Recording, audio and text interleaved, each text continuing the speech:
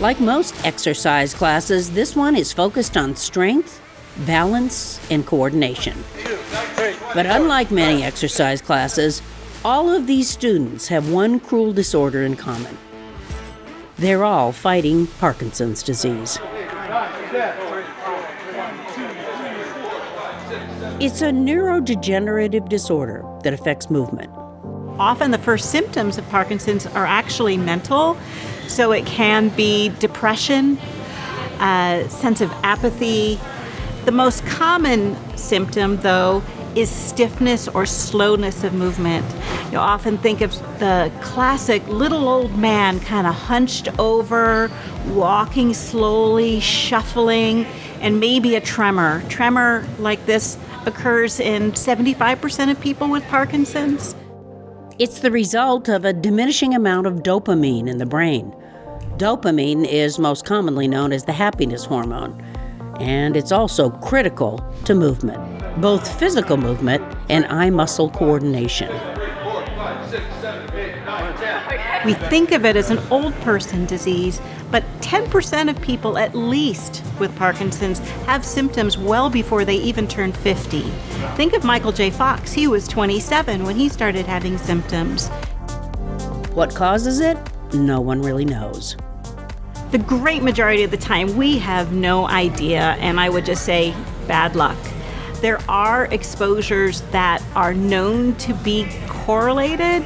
Agent Orange is a big one for our Vietnam veterans. Other toxic chemicals like paraquat, burn pits, and fertilizers are on that list as well. And head injuries, for whatever reason, often in military. I am suspicious that that will be more often in football players or other head injury-prone sports. Muhammad Ali, for example, is a known Parkinson's patient. No matter what age you are, Parkinson's can be frustrating and even embarrassing. You look at someone and you say, they're not moving right, they're shaking, they can't hold their cup to their mouth when they go out to eat at a restaurant. But classes like this fight back that isolation, and they offer physical challenges. 2, 3, 4, 5, 6, 7, 8, 9. Robert Wrights is 4 years into his diagnosis, and he says rock-steady boxing is a good ally in this fight.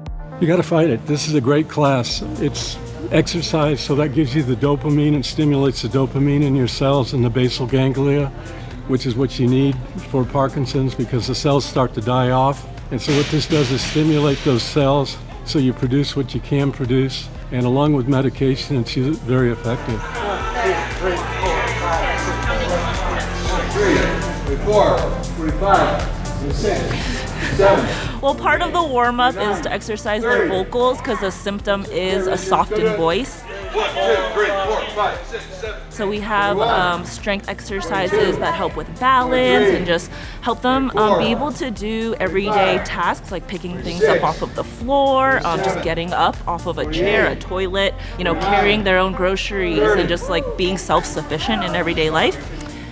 It involves agility exercises, balance control, and large movements. Some people with Parkinson's tend to stutter and do short steps and stuff, so we do a lot of big movements.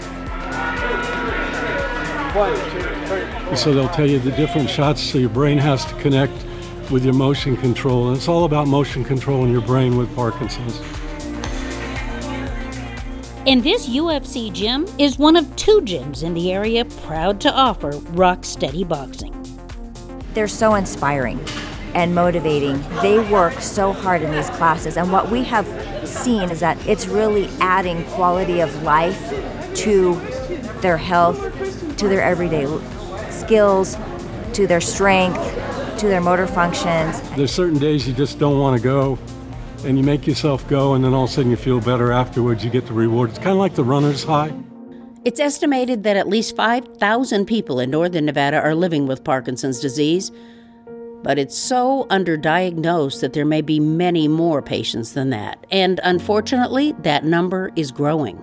It is the fastest growing neurodegenerative disease in the world. And there are experts who are predicting in the next 10 to 15 years, there are going to be more people with Parkinson's disease than there are with Alzheimer's. which makes classes like this so important. You see, Parkinson's is only diagnosed through eliminating other possibilities. I was in a downward spiral, a bunch of different symptoms, and by eliminating this and eliminating that, guided me towards a neurologist and determined that I had Parkinson's.